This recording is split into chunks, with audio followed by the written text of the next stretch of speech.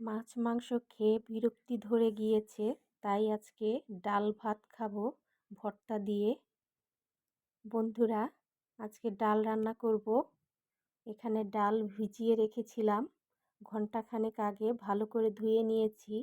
ডালের কালো অংশটা চলে গিয়েছে। এখানে পাকা টমেটো নিয়েছি, সিদ্ধ আলু নিয়েছি। তো ডালটা আমি প্রথমে বসিয়ে দিচ্ছি। অল্প একটু পানি দিয়ে কড়াইয়ের মধ্যে বসিয়ে দিলাম।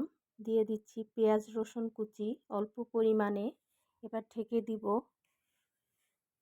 কিছুক্ষণ পরে ফুটে উঠলে পর ঢাকনা খুলে নেড়ে হলুদের গুঁড়ো দিয়ে দিব। তো অনেকেই অভিযোগ করেন ডাল রান্না করলে কালো হয়ে যায়। তো আমি আজকে যেভাবে রান্না করছি, এভাবে রান্না করলে ডাল কালো হবে না, কালারটাও একদম সুন্দর থাকবে। হলুদ দিয়ে আবারও ঢেকে দিব।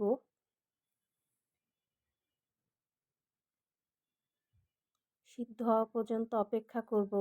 তো এভাবে রান্না করলে খুব একটা সময় লাগে না সিদ্ধ হতে।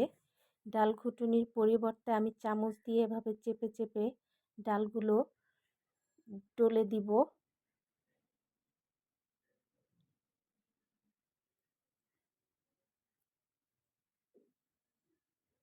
এবারে দিয়ে দিব আমি গরম পানি। ডাল রান্নাতে সবসময় গরম পানি ব্যবহার করবেন, তাহলে ডাল রান্নার স্বাদটা ভালো হবে।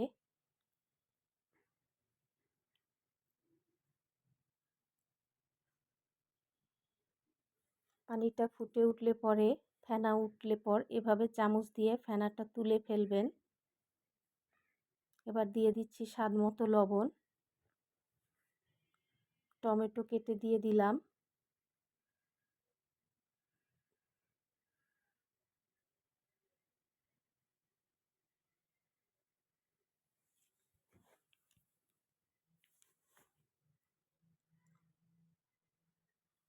ডালের পানিটা কমে আসলে পরে ডালে ফোড়ন দিয়ে দিব।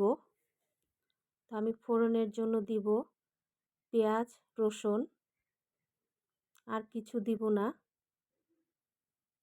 তো পেঁয়াজ রসুনটা আমি ভেজে নিচ্ছি ফ্রাই প্যানে। আর এভাবে ডাল রান্না করলে দেখবেন সবাই খেয়ে প্রশংসা করবে। পেঁয়াজটা ভেজে নিচ্ছি। এবার ডালের মধ্যে আমি দিয়ে দিচ্ছি পেঁয়াজ রসুনের ফোড়নটা। ডাল রান্না হয়ে গিয়েছে। এবারে নামিয়ে নিব ধনিয়া পাতা কুচি দিয়ে।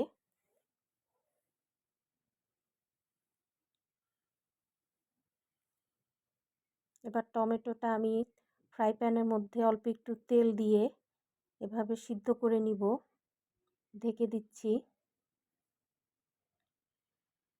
উল্টে দিলাম কিছুক্ষণ পরে ঢাকনা খুলে। তো টমেটো সিদ্ধ হওয়া পর্যন্ত আমি আলু ভর্তাটা আগে বানিয়ে নিচ্ছি। আলু যেহেতু সিদ্ধ করা ছিল, আর আলু ভর্তা তো সবাই করতে পারেন, এটা আর বলার কিছু নেই। তবে এই সাধারণ খাবারটাই অনেক সময় বেশ অসাধারণ লাগে খেতে, যেমন আমার কাছে লাগছে। কারণ একটানা ক্রিসমাস টাইম ছিল, মাছ মাংস খেয়ে খেয়ে ভালো লাগছে না, তাই ডাল এবং ভর্তা দিয়ে ভাত খেলে বেশ ভালো লাগবে।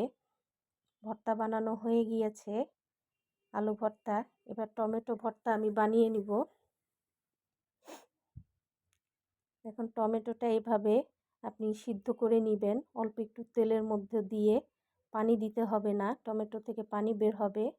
রসুনটা এভাবে চেপে চেপে পেঁয়াজের মধ্যে মিশিয়ে নিব। এবার সিদ্ধ করে রাখা টমেটোটা দিয়ে দিচ্ছি।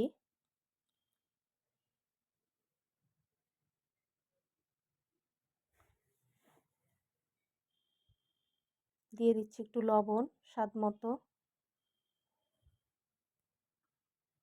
ভর্তা হয়ে গিয়েছে। আমি বাটিটা পরিষ্কার করে নিচ্ছি। পরিষ্কার করে না নিলে দেখতে খারাপ লাগে।